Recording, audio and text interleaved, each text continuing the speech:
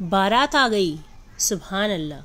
जो धूम धड़क्का और पैसे की बर्बादी आपको इस नाम नेहाद और गैर शरई रस्म सोशल फंक्शन उर्फ बारात में देखने मिलेंगी, वो और किसी फंक्शन में नहीं मिलेंगी।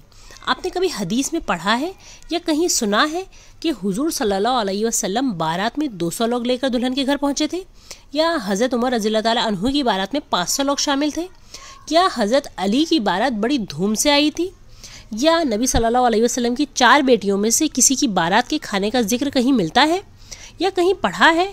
कोई मनगढ़ंत हदीस ही बता दीजिए जहां हज़रत फ़ातिमा या हज़रत उम्मे कुलसुम या हज़रत ज़ैनब की बारात में 200 लोग आए थे। या इसी तरह इमाम अबू हनीफ़ा या इमाम मालिक या इमाम शाफ़ई या इमाम अहमद इब्न हम्बल की बारात का कहीं जिक्र सुना है? या आपके जो भी फेवरेट इस्लामिक स्कॉलर रहे हों उनकी शादी की बारात का कहीं जिक्र सुना है आपने कभी भी किसी नेक, दीनदार और सुन्नतों पर चलने वालों की बारात का जिक्र कभी नहीं सुना होगा। सुना होगा तो बस नाम नेहाद मुसलमानों के धूम धड़क्के और फजूल खर्च वाली बारात के बारे में, क्योंकि नेक, दीनदार, प्रैक्टिकल मुस्लिम्स तो सुन्नत के मुताबिक निकाह करते हैं और लड़की वालों पर बिल्कुल किसी किस्म का बोझ नहीं डालते, क्योंकि शादी के खानों पर बेटी वालों का कोई खर्चा है ही नहीं। जो खर्चा है वो दूल्हे मियाँ का है, वो देंगे धूम से वलीमा, वो करेंगे सारे इंतजामात। देखिए, अपने वक्त के नबी ने अपने निकाह, अपने बच्चियों के निकाह, अपने सहाबा के निकाह इतनी सादगी से करके ये पैगाम हमें दिया है कि निकाह बहुत आसान है और लड़की वालों को एक पैसे का भी बोझ नहीं डालना है। तो फिर ये आपने किन लोगों को फॉलो करके इस सोशल फंक्शन बारात को अपने ऊपर लाजिम कर लिया है? देखिए, ये जो बाकायदा गैर शरई रस्म हमने ईजाद कर ली है या दूसरे मज़ाहिब से अडॉप्ट कर ली है कि बारात धूम से निकलेंगी, बाकायदा लोगों के नामों की एक लंबी लिस्ट बनाई जाती है, गाड़ियों के, लग्जरी बसेस के इंतज़ाम किए जाते हैं, फिर साथ दुल्हन वालों को इन्फॉर्म भी किया जाता है कि हमारी इतनी इतनी बारात आएगी, 200 या 500 या 1000 जो भी लिस्ट है, फिर उनका इंतज़ाम भी करना होगा। होटल का इंतज़ाम, नाश्ते का, खाने पीने का, रहने का, फिर पूरी बारात के कपड़े और फिर बारात की ग्रैंड एंट्री वगैरह, गर्ज हर किस्म का खर्च बेटी वालों पर डाल दिया जाता है। वो पहले ही बेचारे जहेज़ और दूल्हे के कपड़ों और शूज़ और रिंग्स वगैरह पर इतना खर्च कर चुके होते हैं कि अब ये एक नया खर्च बारात का उन्हें पूरी तरह बर्बाद कर देता है। और सुभान अल्लाह, लोग ज़्यादा बारात ले जाने को फ़ख्र समझते हैं कि इतनी गाड़ियाँ भर भर के बारात आई थी। यानी फ़ख्र भी हो रहा है तो किस पर? एक गैर शरई रस्म पर जिसका इस्लाम से दूर दूर तक कोई ताल्लुक़ नहीं है। देखिए, निकाह इतना आसान अमल है वल्लाही जिसकी कोई हद नहीं। दूल्हा दुल्हन की मर्ज़ी शामिल हो, 2 गवाह हों, वली राज़ी हो, महर भी तय हो, बस इससे ज़्यादा निकाह की कंडीशंस नहीं है।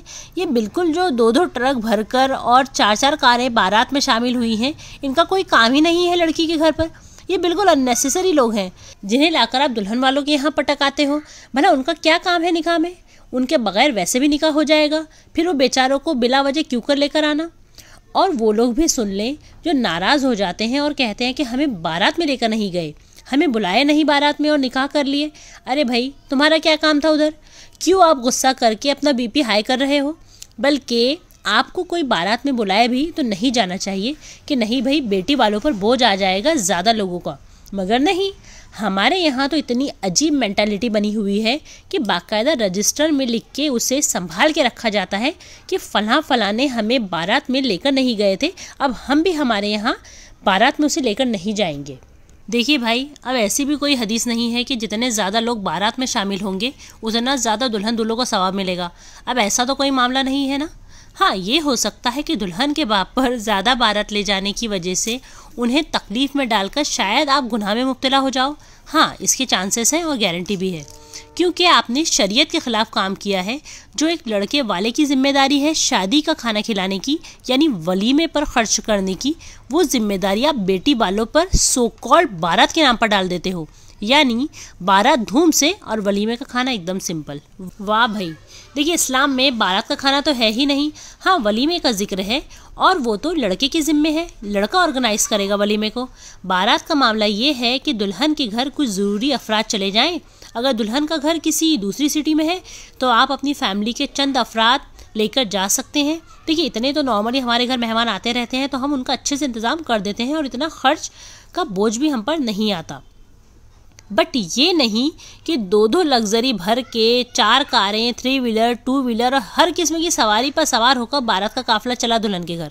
अब वो बूढ़ा बाप जिसने अपनी ज़िंदगी भर की कमाई लगा दी और ना जाने कितने लोगों से कर्ज ले लेकर अपनी बेटी की शादी, जहेज़ और बारात के खानों पर खर्च कर दिए, और इसमें भी जुल्म ये कि लोग खाना खाते हैं, इसमें कीड़े चुनते हैं कि मज़ेदार नहीं था, ठंडा खाना था, ज़्यादा आइटम नहीं थे खाने में, बिरयानी बहुत कच्ची सी थी, हमें तो बस 2 ही गुलाब जामुन मिले, इंतज़ाम सही नहीं था, वगैरह वगैरह।